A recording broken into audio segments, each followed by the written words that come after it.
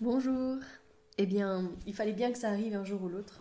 Mais c'est vrai qu'en tant que sage-femme référente en maison de naissance et podcasteuse, il fallait bien qu'un jour je sois tellement occupée avec un suivi que je n'ai pas l'occasion d'enregistrer et de poster mon podcast. Donc le podcast qui normalement sort le lundi, sortira finalement mardi parce que je sors d'un accompagnement qui a duré presque 24 heures, qu'il est pas encore 2 heures du matin, donc ça ne fait pas totalement 24 heures, mais en tout cas ça veut dire tout simplement que il est trop tard pour poster pour lundi et qu'il va falloir encore mixer ce podcast.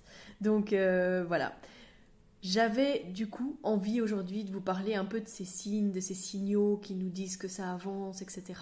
Mais aussi parfois à quel point les femmes sont tellement persuadées de traverser certaines étapes qu'elles nous emmènent loin dans l'image qu'on a de où est-ce qu'elles en sont dans leur travail. Et du coup, j'avais envie de reparler de ça, de tous ces signes, de tous ces éléments qui nous permettent de penser que les femmes, elles avancent. Et surtout de tout mettre en corrélation pour prendre les bonnes décisions quand c'est nécessaire, puisque là, par exemple, j'ai décidé de transférer à l'hôpital. Et que cette naissance a finalement eu lieu par césarienne après plusieurs heures quand même à l'hôpital, mais parce que on avait tous notion qu'il y avait quelque chose de sous-jacent qui était en train de se passer, même s'il n'y avait rien de très clair.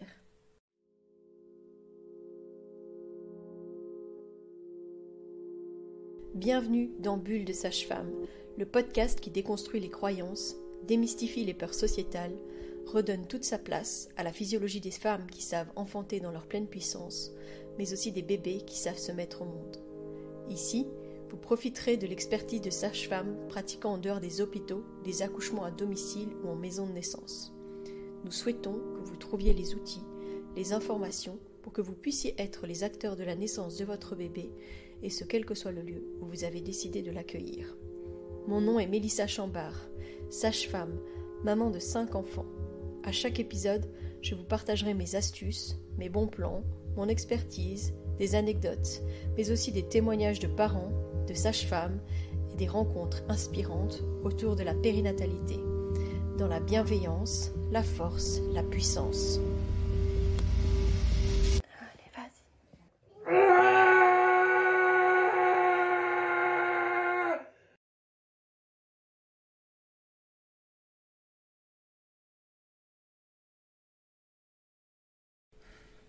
Alors c'est vrai qu'on me demande souvent comment est-ce qu'on fait pour suivre une femme en travail, ou en tout cas même par exemple de se rendre compte qu'elle est en pré-travail, etc., sans forcément l'examiner. Parce que parfois on attend vraiment longtemps avant de potentiellement examiner, et puis parfois on n'a même pas l'occasion d'examiner parce qu'on a juste vu que la femme était bien en travail, qu'on n'avait pas besoin de passer par le toucher vaginal pour évaluer que ça avançait.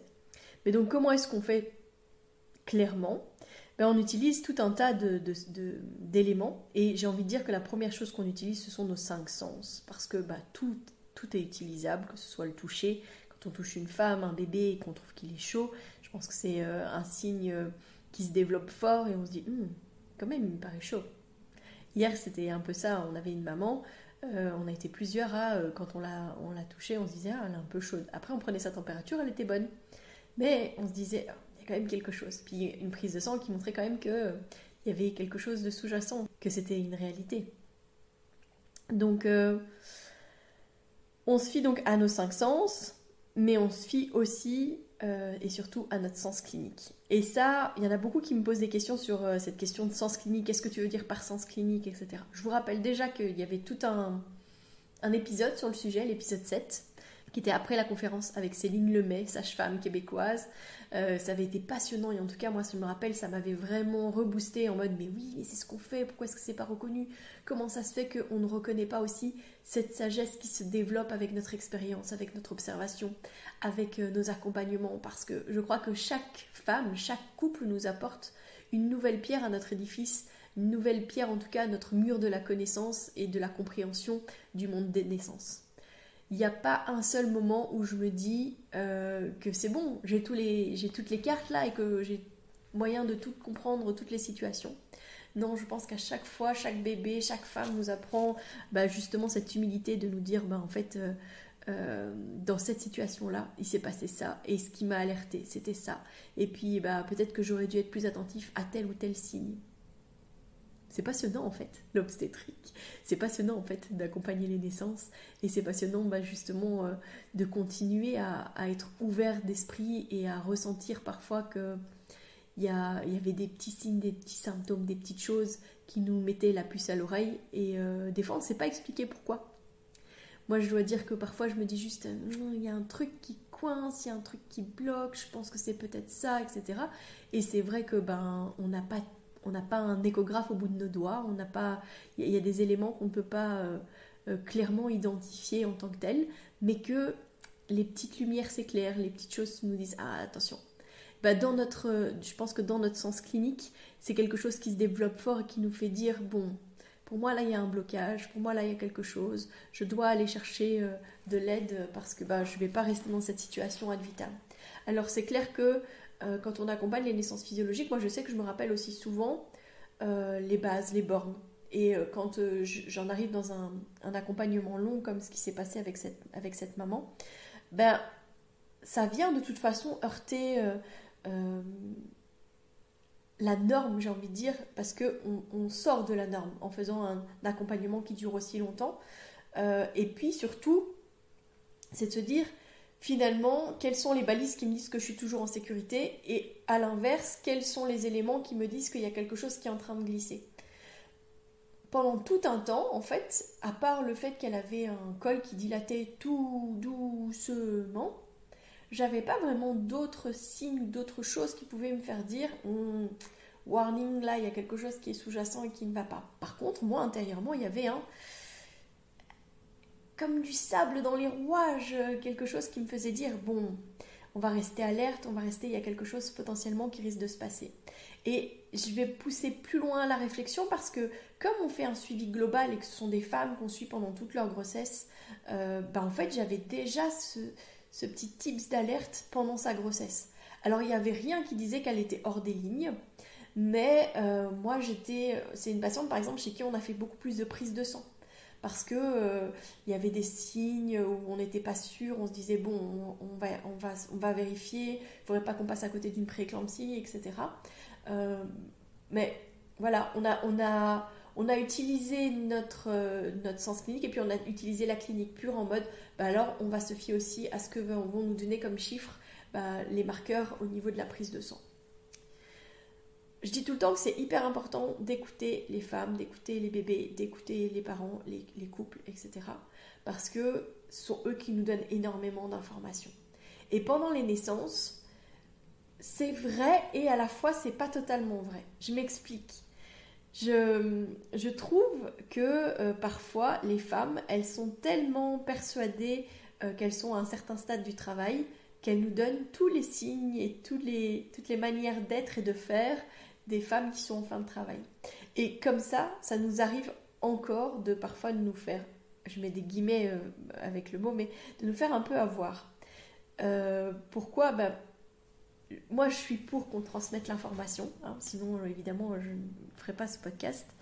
Mais c'est clair qu'en partageant tout ça, en expliquant qu'est-ce qui se passe, comment est-ce que les femmes sont, etc., je pense que parfois, entre l'envie, le besoin, c'est parfois difficile en fait de différencier ce qu'elles ressentent, ce qu'elles aimeraient ressentir et où elles pourraient ou voudraient être. Et du coup, c'est déjà arrivé par exemple que Mélanie, elle est une patiente qui lui ait fait vraiment tout le déroulé typique d'un travail et d'une mise en route spontanée, du travail qui embarque, des choses qui se mettent en place, etc. Et puis arriver jusqu'à laisser cette femme pousser pendant 1 heure, puis se dire mais pourquoi moi je vois rien ? Je vois pas de bébé qui appuie au niveau du sacrum, je ne vois pas cet anus qui s'ouvre et qui se dilate, je ne vois pas des pertes glaireuses, etc. Donc qu'est-ce qui se passe ? Puis finalement l'examiner et puis dire en fait elle était que à quelques centimètres. Et je me souviens être revenue ici et qu'elle me dise non mais en fait j'y arriverai pas, etc. Parce que ça vient toucher notre doute, ça vient toucher nos doutes, nos peurs, et de se dire comment ça se fait que j'ai pas tilté, qu'elle y était pas encore. Mais parce qu'en fait sans le vouloir parfois elle nous trompe. Et je pense que c'est de plus en plus vrai avec toute cette information qu'il y a partout, toutes ces préparations à la naissance qui existent et qui font que elles savent. Moi, par exemple, je peux dire que la patiente que j'ai accompagnée hier, j'étais avec elle à partir de 2h du matin lundi. Elle a accouché finalement lundi à 23h29. Mais déjà à 8h du matin, elle me disait que ça poussait dans son anus, que c'était très fort, enfin voilà. Donc je me disais, c'est juste que son bébé il descend. Je ne me suis pas dit qu'elle était complètement ouverte.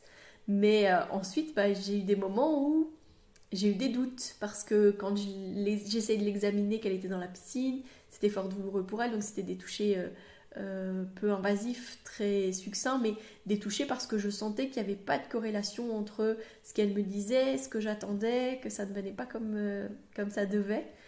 Et les signes que j'avais me disaient, on n'y est pas encore, il y a encore de la dilatation à faire, il y a encore du col, etc. Mais comme elle continuait à faire certains bruits, à prendre certaines postures, voilà, je me disais, ça avance, c'est bien. Puis à nouveau, quand elle me redit, mais ça pousse, je sens fort, fort sur mon anus, je le sens qui descend, il est plus bas, là je sens dans mon vagin, etc. Moi je l'écoute, et puis finalement, à nouveau, j'examine. On n'a pas beaucoup évolué en fait, voilà. Je pense que j'ai beaucoup plus examiné cette femme que beaucoup d'autres parce que justement elle me donnait tellement de signes que a priori ça avait avancé, puis moi je ne voyais tellement pas ce que j'étais censée avoir que c'était compliqué d'avoir toutes les informations, j'ai envie de dire, et que il fallait passer par ça. Parce que finalement tous les éléments qui nous permettent d'évaluer, c'est quoi? Les positions, les postures que prennent les femmes.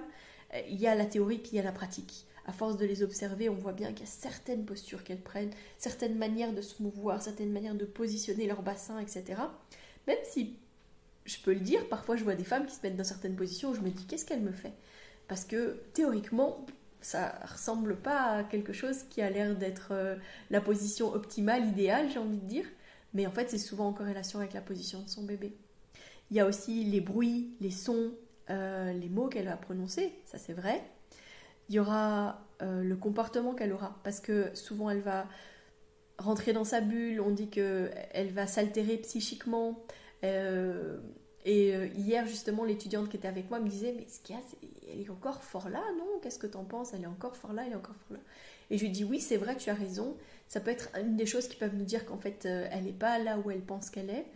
Et en même temps, ce que je lui disais, on a déjà eu à l'inverse des femmes. Moi, j'ai eu une femme comme ça qui me parlait d'un endroit, d'un spa sympa où j'aurais pu aller avec mon amoureux, de contraction avant de faire sortir son bébé.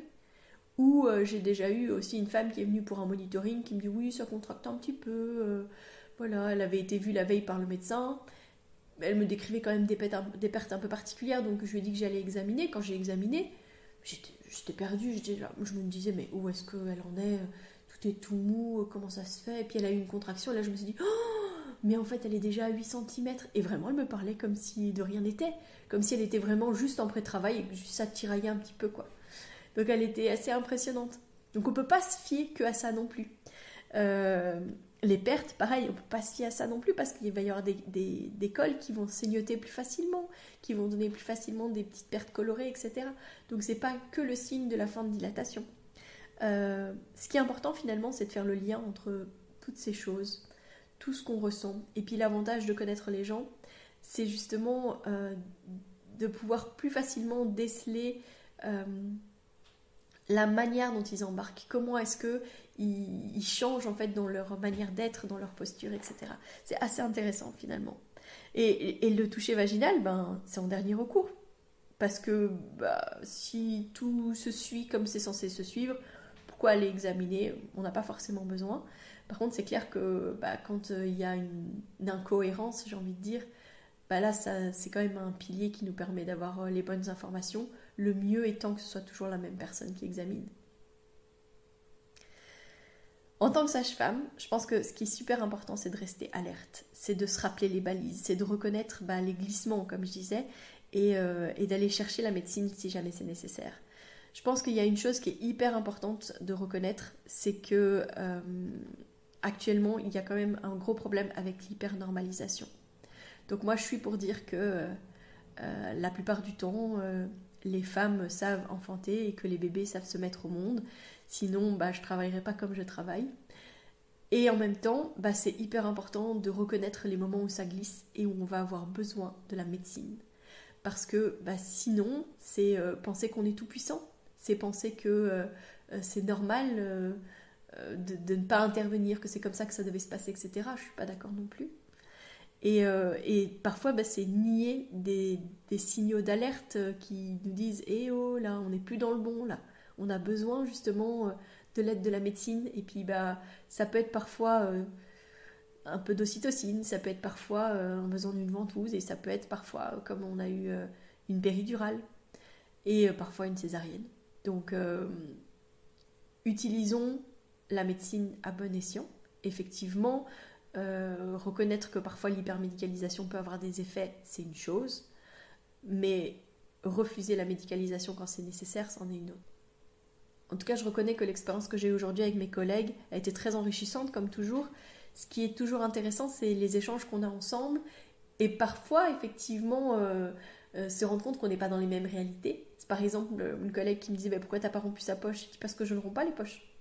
Parce que ça n'a pas de sens de rompre la poche alors que je ne suis pas sûre de la position de ce bébé. Elle me dit, oui, mais tu me dis que tu sens des sutures. Oui, mais je ne suis pas sûre de sa bonne position. Si je romps la poche, je risque de le bloquer dans une malposition. Et donc, je vais encore plus lui mettre des bâtons dans les roues et des boulets autour du pied qui vont faire qu'il va encore moins facilement descendre dans le bassin de sa maman. Alors que je pense qu'effectivement, en termes de faire avancer le travail, etc., quand c'est un peu... Pour l'équipe médicale, c'est dystoxique, c'est une des solutions qu'ils ont, c'est de rompre la poche. Mais moi, je me refuse de rompre les poches si jamais c'est vraiment pas nécessaire. Et à l'inverse, j'ai la sage-femme de nuit qui était vraiment extraordinaire, avec qui on a eu des chouettes échanges aussi, et qui à un moment donné me dit écoute, là je vais te laisser regarder, etc. Mais est-ce que Mélissa vous a appris à pousser? Elle demande à la patiente. Et alors je regarde la sage-femme et je lui dis ah non, moi j'apprends pas à mes patientes à pousser. Et alors elle me regarde avec des grands yeux en me disant comment ça les sages-femmes n'apprennent plus aux patientes à pousser?